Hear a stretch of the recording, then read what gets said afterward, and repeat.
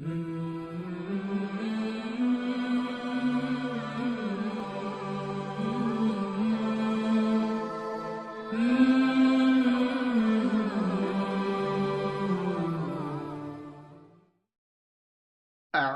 بالله من الشيطان الرجيم.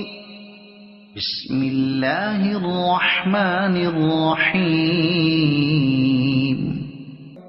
قل يا عبادي الذين أسرفوا على أنفسهم لا تقنطوا من رحمة الله إن الله يغفر الذنوب جميعا إنه هو الغفور الرحيم.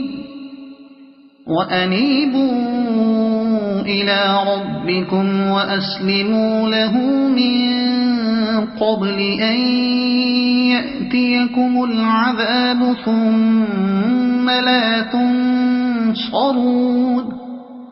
واتبعوا أحسن ما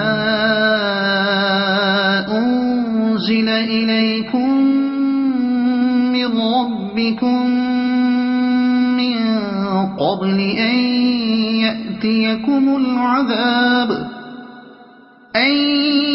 يأتيكم العذاب بغتة وأنتم لا تشعرون.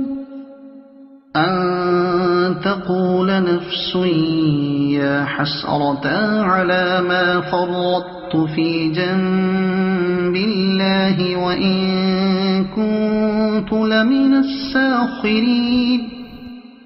أو تقول لو أن الله هداني لكنت من المتقين. أو تقول حين ترى العذاب لو أن لي كرة فأكون من المحسنين. بلى قد جاءتك آياتي فكذبت بها واستكبرت وكنت من الكافرين. ويوم القيامة ترى الذين كذبوا على الله وجوههم مسودة أليس في جهنم مثوى للمتكبرين. وينجي الله الذين اتقوا بمفازتهم لا يمسهم السوء ولا هم يحزنون. الله خالق كل شيء وهو على كل شيء وكيل. له مقاليد السماوات والأرض والذين كفروا بآيات الله أولئك هم الخاسرون.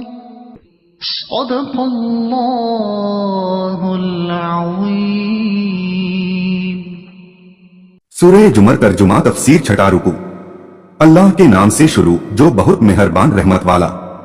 تم فرماؤ اے میرے وہ بندوں جنہوں نے اپنی جانوں پر زیادتی کی گناہوں اور گمراہیوں میں گرفتار ہو کر اللہ کی رحمت سے نا امید نہ ہو. بے شک اللہ سب گناہ بخش دیتا ہے. اس کے جو کفر سے باز آئے. مکے کے مشرکوں میں سے کچھ آدمی سید عالم صلی اللہ علیہ وسلم کی خدمت میں حاضر ہوئے اور انہوں نے حضور سے عرض کی کہ آپ کا دین تو بے شک سچا ہے لیکن ہم نے بڑے گناہ کیے ہیں, بہت سی گمراہیوں میں گرفتار رہے ہیں, کیا کسی طرح ہمارے وہ گناہ معاف ہو سکتے ہیں؟ اس پر یہ آیت اتری, بے شک وہی بخشنے والا مہربان ہے.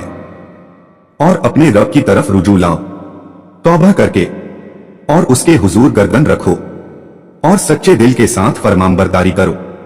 اس کے پہلے کہ تم پر عذاب آئے پھر تمہاری مدد نہ ہو, اور اس کی پیروی کرو جو اچھی سے اچھی تمہارے رب سے تمہاری طرف اتاری گئی.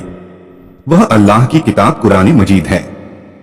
اس کے پہلے کہ عذاب تم پر اچانک آ جائے اور تمہیں خبر نہ ہو, تم بھول میں پڑے رہو. اس لیے چاہیے کہ پہلے سے ہوشیار رہو کہ کہیں کوئی جان یہ نہ کہے کہ ہائے افسوس ان تقصیر و غلطیوں پر جو میں نے اللہ کے بارے میں کی.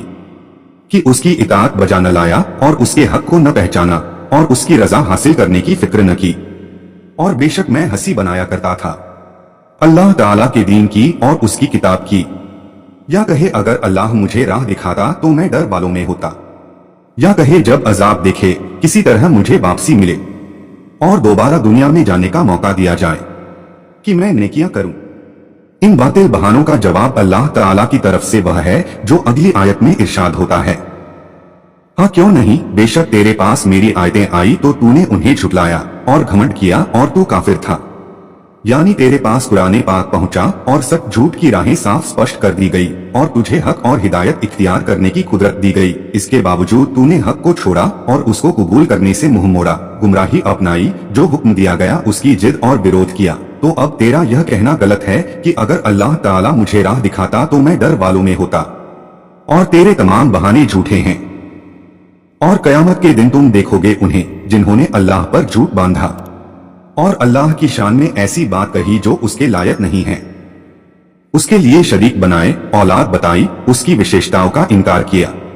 उसका नतीजा यह है कि उनके मुंह काले हैं। क्या घमंडी का ठिकाना जहन्नम में नहीं, जो घमंड के कारण ईमान न लाए।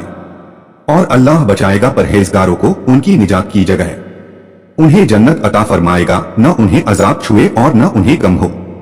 अल्लाह हर चीज का पैदा करने वाला है और वह हर चीज का मुख्तार है। उसी के लिए हैं आसमानों और जमीन की कुंजियां, यानी रहमत, बारिश और रिज़्क़ के खजानों की कुंजियां उसी के पास हैं, वही उनका मालिक है। यह भी कहा गया है कि हजरत उस्मान गनी रदी अल्लाह अन्हु ने सैयदे आलम सल्लल्लाहु अलैहि वसल्लम से इस आयत की तफसील पूछी तो फरमाया कि आसमान और जमीन की कुंजियां ये हैं, ला इलाहा इल्लल्लाहु वल्लाहु अकबर व सुभान अल्लाहि व बिहम्दिही व अस्तगफिरुल्लाह वला हौला वला कुव्वता इल्ला बिल्लाहि व हुवल अव्वलो वल आखिरो व जाहिरो वल बातिनो बियदिहिल खैरो युही व युमीतो व हुवा अला कुल्ले शैइन कदीर। सूरह हदीद आयत 2। मुराद यह है कि इन कलिमात में अल्लाह ताला की तौहीद और तारीफ है। यह आसमान और जमीन की भलाइयों की कुंजियां है। जिस मोमिन ने ये कलिमे पढ़े दोनों जहान की बेहतरी पाएगा, और जिन्होंने अल्लाह की आयतों का इनकार किया वही नुकसान में हैं। अल्लाह अज्जल जल्ला ने सच फरमाया। तर्जुमा और तफसीर कंजुल ईमान। अल्लाह अज्जल जल्ला की बारगाह में दुआ है कि अल्लाह अज्जल जल्ला हम सभी को कुरान और इस्लाम के मुताबिक जिंदगी गुजारने की तौफीक अता फरमाए, आमीन। और कोशिश कीजिएगा कुरान शरीफ को समझने की। वीडियो को सवाब की नियत रखकर ज्यादा से ज्यादा शेयर करें ताकि कयामत तक सदकाए जारिया का सवाब आपको भी मिलता रहे, और क्या पता यही आपके और मेरे, हम सभी के बख्शिश का जरिया बन जाए। कुरान शरीफ की और ज्यादा मालूमात के लिए हमारे चैनल नसीम वॉइस सरखेज को सब्सक्राइब जरूर करें। इंशाअल्लाह मिलते हैं अगले वीडियो में। अल्लाह हाफिज।